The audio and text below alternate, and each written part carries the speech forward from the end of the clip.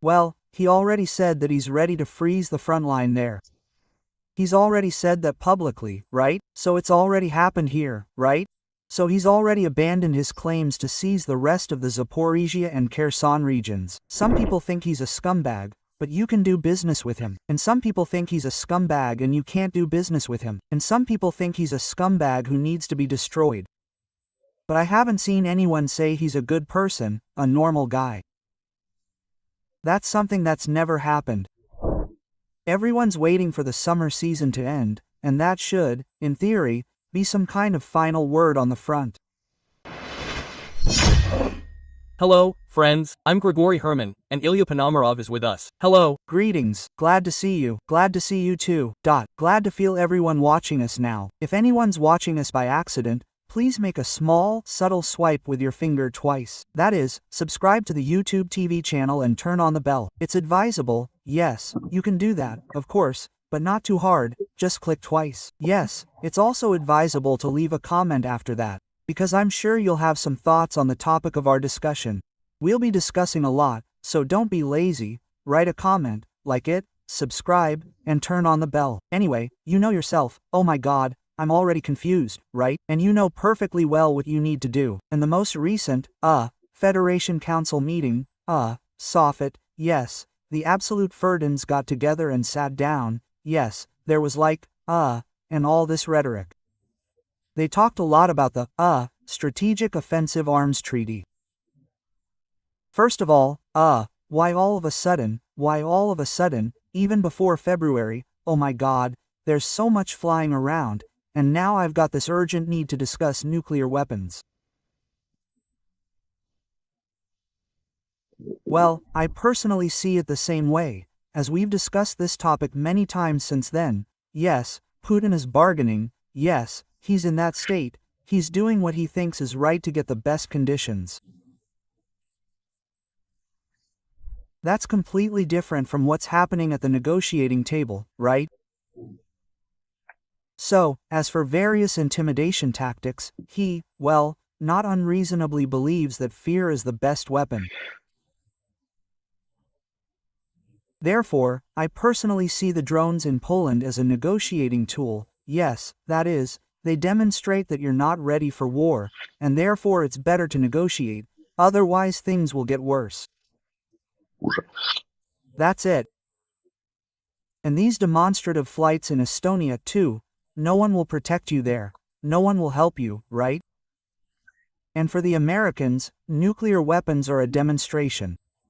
Well, everyone has their own things to say, but the goal is the same. Yes, to give him the opportunity to win in Ukraine. That's the main objective. So, it's like this little bait, yeah, like back then, like 3 or 4 years ago, there were several of these little baits. Yeah, influence in the post-Soviet space, let's sit down and discuss the Middle East, let's sit down and discuss nuclear weapons, let's sit down and discuss. Now all that's left are nuclear weapons, well, basically, from these global instruments of power, right? No, I think it's precisely a matter of exchange. Is this something to wave, right, in the air? I'm saying, the main goal there is to achieve something that can be positioned as a victory in Ukraine. So, he's ready to sacrifice everything for this, yes, but he can't get out of this war without winning, right? So, he's either feet first, or he's victorious. That's why it's necessary, whether with a dummy or a carcass, to somehow, persuade Trump. But he actually now understands that the Europeans are influenced by him too, because the Europeans are influencing him. I mean Trump. So, most importantly, they're giving Zelensky room to maneuver, like, okay, Trump is pressuring him, but we have the Europeans here, we can stand on our own 2 feet. Therefore, it's very important for Putin to gain this support so that the Ukrainian leader becomes more accommodating. And he still doesn't understand the societal factor, he doesn't sense it. For him, it's not a fact. You say he's ready to make some pretty serious concessions. This isn't being voiced publicly at all. What concessions is he willing to make now? Well, it's autumn 2025. Well, when this is voiced publicly, it's already over, it means everything has already happened. That's it, but in fact, it has been voiced publicly, yes. The most important thing he's willing to do is exchange territories, yes, Zaporizhia and Kherson for Donbass. I never tire of repeating that he's ready for that. That's it. And the only question here is whether we're ready for that. Yes, that's it. And he'll definitely, if it's on the table, he'll take that offer. Okay, so let's say it again, because this is something we've discussed many times, but we discussed it each time like, you know, in the meeting. That is, he's ready to give up the Zaporizhia and Kherson regions, or his claims to the Zaporizhia and Kherson regions, which he's already abandoned. He's already abandoned those claims. Well, he's already said that he's ready to freeze the front line there. He's already said that publicly, right? That means it's already happened here, right? That means he's already abandoned his claims to seize the remaining parts of the Zaporizhia and Kherson regions. That's it. Ah, so, but he didn't give up on seizing the rest of Donbass. Right. That's it. Well, I've been consistently maintaining for a long time and I still stand by this point of view, that Putin is ready to deoccupy Zaporizhia and Kherson. He's ready to leave there completely. Provided that the Americans guarantee him a land bridge, transit there according to the Armenian model. Then, in exchange for the rest of Donbass, he's ready to withdraw from the Zaporizhia and Kherson regions. I'm sure of it. According to the Armenian model, you mean the Trump corridor. Yes, yes, yes, the Zangezur corridor. Yes, that is, some kind of extraterritorial entity, some kind of entity, that will provide Putin with a land corridor to Crimea along the coast. Well, it's not extraterritorial, since Armenia's jurisdiction is fully preserved there, but at the same time, there is an American company called Operator, which guarantees unimpeded transit along this corridor. And if we return to the topic of nuclear weapons, will Trump fall for this proposal to talk about nuclear weapons? How do you feel? I don't think so. I don't think so. Why? Well, I mean, why not talk, right?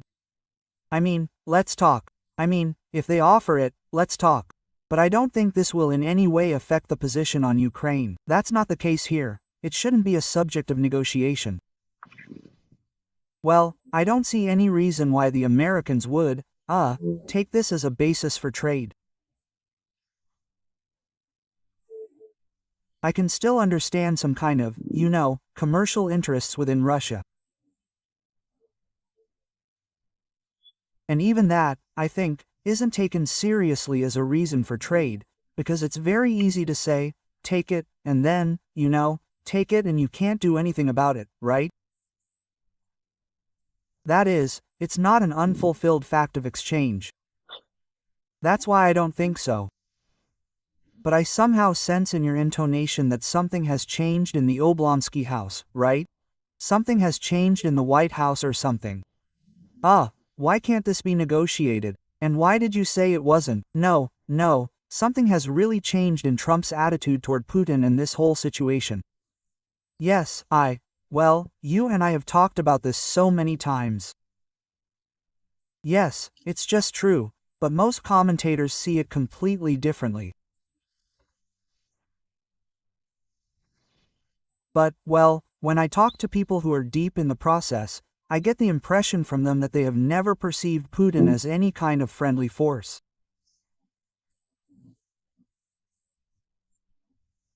It's just a question of the degree of negativity directed at Putin. Some people think he's a scumbag, but you can do business with him, and some think he's a scumbag and you can't do business with him, and some think he's a scumbag who needs to be destroyed. But I haven't seen anyone who would say he's a good person, a normal guy. That's never happened.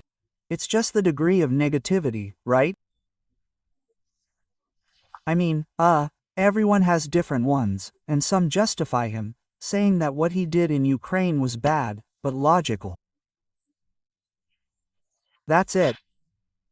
So, while others say it's bad, stupid, and illogical, and should be punished by us, because it's in our interests to prevent this from happening in the future.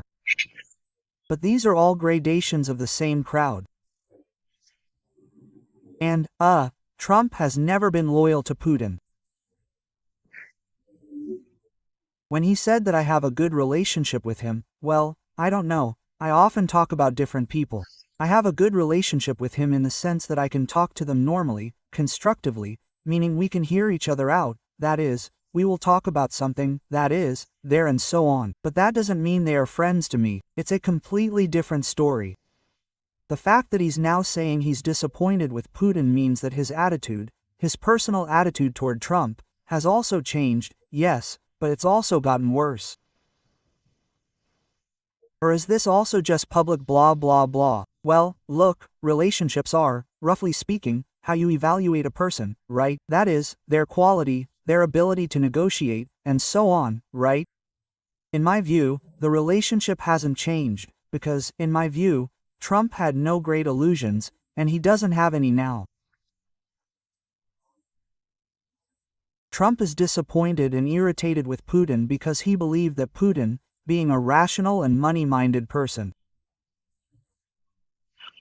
could, therefore, be rationally negotiated with, and that this could be done fairly quickly.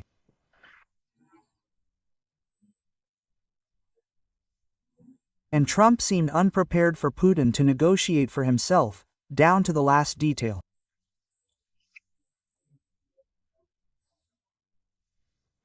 But the most important thing is that, from the very beginning, the Americans were betting on the configuration of the agreement, on this dividing line.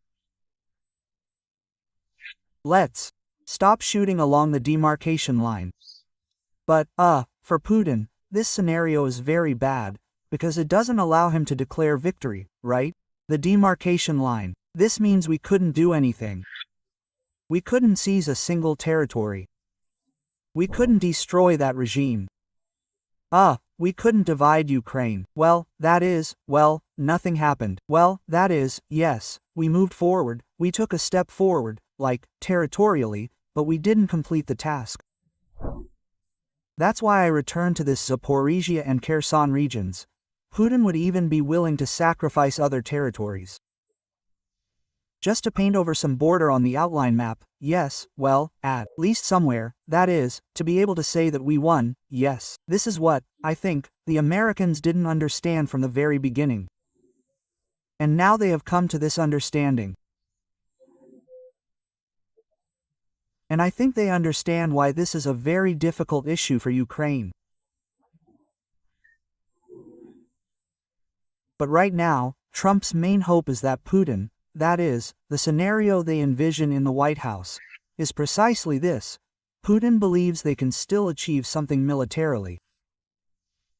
Well, let them try, they'll probably fail, so that's for him, but he needs to be convinced. And once he's convinced, he'll return to the negotiating table. So, he'll make this grand exchange offer himself officially. That's it. And when that offer is on the table, then we'll put the squeeze on Ukraine. Because it's a fantastic offer, right? So, Ukraine should rationally accept it. But before that, of course, they understand that Ukraine won't be able to leave Donbass without a very strong offer, so of course, it won't be able to. How far do you think he'll go in his desire? And how long will this period last while Putin is convinced that he can't achieve anything from Trump's perspective? Well, I think everyone's expecting the summer season to end, and that this should, in theory, be some kind of a turning point on the front. So, accordingly, we can sit down and negotiate now, right? I mean, I heard a point of view there that links it not only to the current situation on the front, but also to the economy, about what might happen, that is, he'll still try to hold a winter campaign there, right? I mean, fall now, right? Well, even the fall will clear up. Well, when it clears up, when it's over, that is, when it's freezing, that means we can still hold a winter campaign. But there aren't many people like that. This is definitely not the position that currently dominates in the White House. In the White House, they expect real negotiations to resume in October. And, by the way, regarding the economy. Now, as far as I understand, Trump's new favorite trick is the price of oil. He keeps talking about the price of oil. We have to lower the price of oil, and then Putin will run out of money for the war. Is this some new fix, or are there some real calculations that allow him to say this? It's an old idea, not new at all. This is precisely the idea that Trump, generally speaking, ran with. That is, he repeated this most often during the elections, that if we lower the price of oil, they will immediately go bankrupt and come crawling to us, on their knees. The only small nuance is that the Americans can't set the price of oil. Their production costs are much higher than in Russia. Yes. And so they will first bankrupt their industry before the Russian one really starts to suffer. The Russian oil industry can be greatly restricted, but not by lowering the price of oil, but by cutting off export supplies. And that's exactly what the American administration is doing, and rightly so. So, India and China, that's what's important. Not the price, but the fact of the purchase. I heard an idea today that the Americans don't really have anything to put pressure on China with, nothing to put much pressure on India with. That's why he says that Europe should negotiate, that Europe should put pressure on China, because Europe has something to negotiate with China about. Well, I'll put it this way. China is a special issue, because there's a lot of interdependence there. I'll say that America has a lot of leverage against China. The problem is that China has a lot to put pressure on America with, so, we've already seen that. There, yes. So, it's not a question of a lack of leverage, but simply that it's unclear what kind of winning strategy there could be. With India, the situation is much simpler, because here, besides the fact that there are various pressures, the most important thing is that India has something to offer. That is, if the Americans can organize the substitution of Russian oil with, for example, Saudi oil. So they'll be giving the same preferential price as the, Russians. So, there's no need to ban anything here, right? I mean, not to the Europeans, that is, and so on, right? It would simply be a substitution of one for the other. And the Americans are absolutely capable of doing this. They absolutely can, because it requires a certain amount of effort. And banning is always easier than, doing something constructive. Well, but that's the real strategy. Well, Russia's oil prices have been really skyrocketing right now, yes. I recently saw information from the Kazakhs that in Novorossiysk, they have the same oil, well, let's say, Kazakh brand and Russian brand. The Kazakh one is trading at a premium of $3, while the Russian one is trading at a discount of almost $13. Yes, that's how it is. That's an interesting thing. And here again, in your opinion, in your perception, well, it's clear that there will be an oil surplus in 2026, as Bloomberg analysts have calculated. But Russia can always start printing money if they don't have enough income. Money, yes. Well, it could very well devalue the dollar, and that would certainly prolong the agony in terms of defense contracts. Yes, that could absolutely be true. Yes. Well, I don't think we should rely too much on this, on economic history. That is, the economy creates the right backdrop for the internal mood of the Russian elites, which is far from rosy. Yes, and Putin is leaving, trying to gently, but, push him in the direction of ending this story. Yes, that's the way it is. Well, first of all, no one can tell him this directly, no one can put pressure on him. Yes, that is, they can make arguments for this and that, but nothing extraordinary, urgent, etc. is happening. No, I think that in the matter of ending the war, or at least suspending hostilities in Ukraine, the key factor is precisely this diplomacy, who offers what to whom.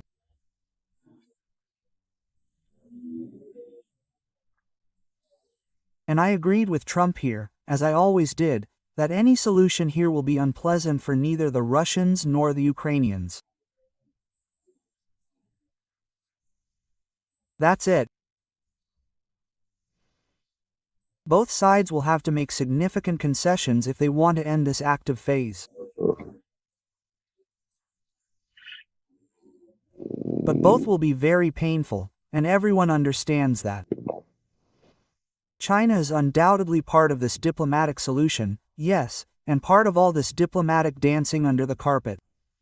China had a very interesting reaction to Poland's border closure, when the entire Minister of Foreign Affairs immediately arrived in Warsaw and started asking, "What's going on, and why did our beautiful Silk Roads suddenly end at your borders?" But to me, this is a signal that Europe really does have something to talk about with China. It really does have arguments for China. Will Europe use them in negotiations with China? And will the situation in Ukraine and China's support for Russia be part of these negotiations? You immediately understand. Here's the thing. The main problem is that Europe doesn't exist. It simply doesn't exist, right? So, this example you give is very illustrative in this sense, right? And Europe could have put pressure on China a long time ago. But that requires a kind of coordination between countries, which isn't there. After all, Poland didn't close its border because of China, right? That's it. Well, that is, they naturally took into account the fact that such a factor exists, but this is a matter of our personal Polish national security in relations, respectively, with Russia and Belarus, yes. That's it, and everything else is there insofar as, yes. That's it. And that means, coordinated actions, yes, they are there in Brussels. Brussels cannot close the Polish-Belarusian border. That is, under the law, it can demand such actions not only in Poland. This actually concerns not only the economy, but also how NATO, yes, responds to Russian provocations. Yes, it practically cannot. That is, they can talk about trade sanctions, right? That is, they can talk about trade sanctions, and then, these are trade sanctions, which, all, members of the European Union will have to vote on. But in matters of defense, in matters of national security, any central bodies of the European Union have no mandate. He's not talking about a unified border service for the European Union, which, you know, is supposed to be closing the border, right? There's no unified customs service, right? That is, the European Union, right? There's no unified army for the European Union, that is, there's no unified Ministry of Foreign Affairs for the European Union. That is, nothing that deals specifically with security issues, and coordination with other countries, especially with such serious ones as China. Nothing like that simply exists, so their maneuverability is very limited. And Europe, okay, not Europe, NATO will provide some kind of coordinated response to future provocations, which, as we understand, will continue to happen. Again, NATO is a coordination mechanism. So, when the United States played a strong role, then it was possible to consider, to some extent, that NATO was the US plus, right? That is, from a defense perspective, and now it's completely unclear, again, what decisions are being made, and who exactly makes those decisions, right? Because there's a separate story, the political, alliance of NATO, right? That is, what Ryuta heads as Secretary General is a political organization, a different matter, and there's a military organization, but a military organization can't just take a military decision on its own. It doesn't have that mandate or that authority. This again goes back to the level of nation-states. Well, nation-states were counting on the American, that is, traditional history, yes, that is, how this bloc was built, and everything suited everyone, but now it simply needs to be restructured. To do this, the entire command structure within the bloc needs to be changed. Well, that's a good, interesting question. When Italian fighters take off to defend Estonian airspace, who, strictly speaking, should give the command to shoot them down? Who is responsible? Well, in theory, yes, Italy, that is, well, for the Italians, that is, it turns out that is, yes, so they are there, roughly speaking, at the invitation of Estonia. Yes, that is, within the framework of the NATO bloc, but that is, all the same, that is, Estonia invited the Italians, that is, to deploy their fighter jets, yes, and so on. So, they don't have a mandate to, that is, to use force. That is, Estonia would have to ask Italy to use force, and the Italian command would then give the corresponding command to the fighter pilots to shoot down someone. That is, that's how it worked in Poland, when the Dutch shot down drones. That's how it worked. That is, the Poles would appeal to the command in the Netherlands, and they would give the order here. Well, I don't know whether this request was technically implemented or whether they had a mandate to use force from the start.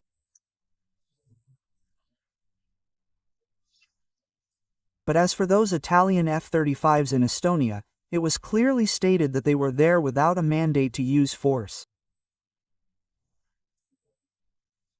So, they could have driven them away, they could have observed. That is, it has the status of an observation mission, to observe and simply, roughly speaking, simulate an attack, meaning drive away enemy aircraft so that they would change their course. But they had no mandate to use force. Furthermore, there's another question. Actually, I think, I'm speculating a little here. Well, this is relative to the Polish scenario and so on. So, in the case of Estonia, visual identification of the intruder was made. So, it was known that these were Russian aircraft, right? So, giving the command to shoot them down would clearly mean attacking another country's military facility.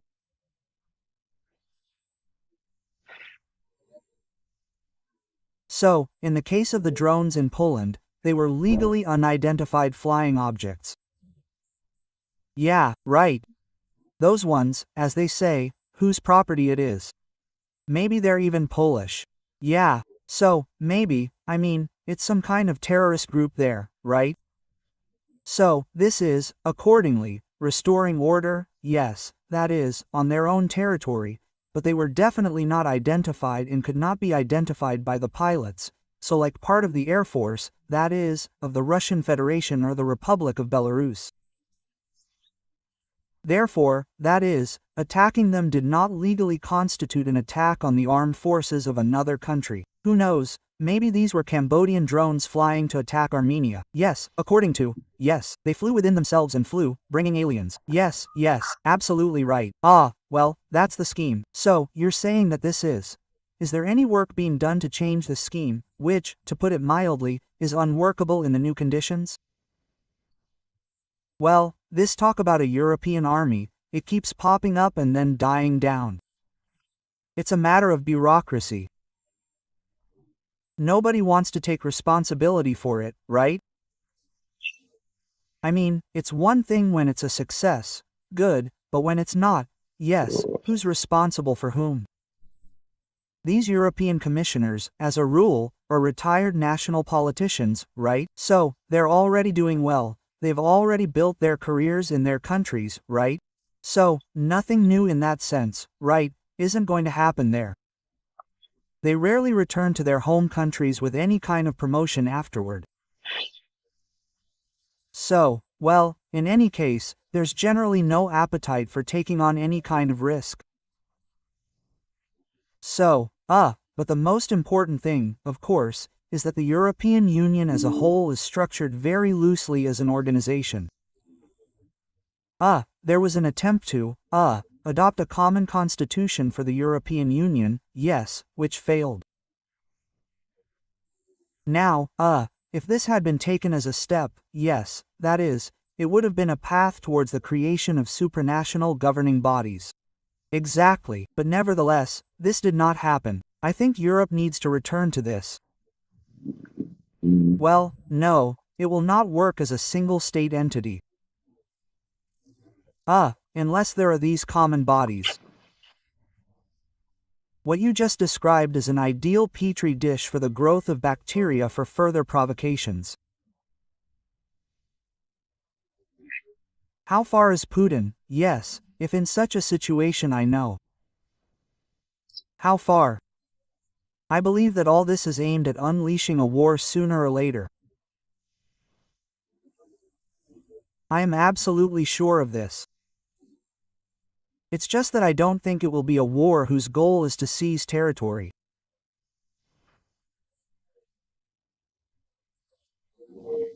I think that this war, that is, the goal of which is to include these border countries, well, if not in Moscow's zone of influence, yes, then at least so that Moscow provides security guarantees to these countries.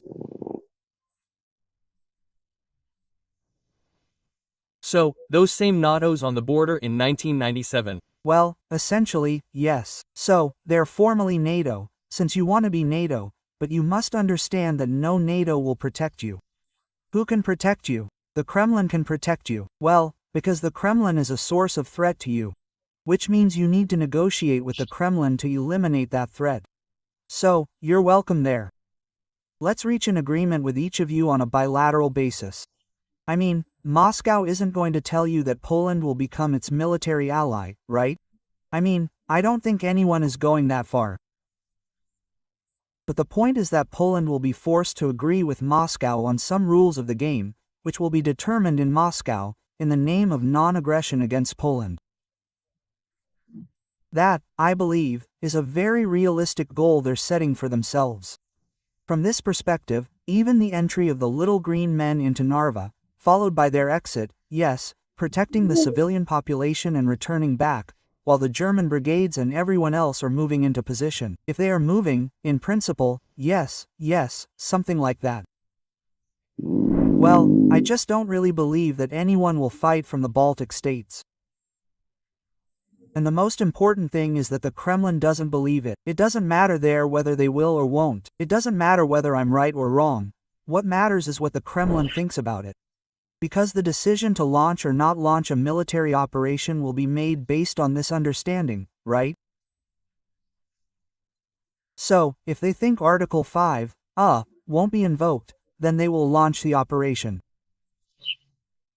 If they think it will, then most likely, they won't launch it. That's all. And from this perspective, could Trump's statement that, yes, I'm ready to defend Poland, I'm ready to defend Estonia, and so on and so forth, influence this understanding in the Kremlin? Maybe that's why he did the right thing by saying that. That is, it was actually good. And that's precisely the difference between Trump and Biden. And that's why I think Trump was right when he said that if I were president, Putin wouldn't have launched a large-scale invasion of Ukraine. That's precisely the point. Biden could say all he wants that we won't abandon the Baltic states, but Moscow certainly wouldn't believe him. 100%, that is, they wouldn't pay attention. But in Trump's case, I think everyone believes he means it. Another matter is when it comes down to it, whether he will do it or not. This is, as we know, the principle that the Chickasaw region, yes, that is, whether it will be there or not, but the fact that he, at least, has it in mind and can do it, that's what they believe. Well, he sent 2 boats after Medvedev's tweet, all litri alcoholic, yes, he also responded with a similar tweet, like, 2 submarines are heading to your shores, yes, convey ma. To play around, he can definitely flex his muscles. Yes. Thank you very much for your comments. Thank you. This is not unexpected for me. Hey, friends, we are waiting for you with your opinions. To what extent does what we discussed today concern you, and to what extent do you agree or disagree with us? Discussion, after all. Well, plus the number of characters in the comments also helps the YouTube algorithms. And once again, thank you very much. Take care, please, and see you there. Thank you very much. Bye.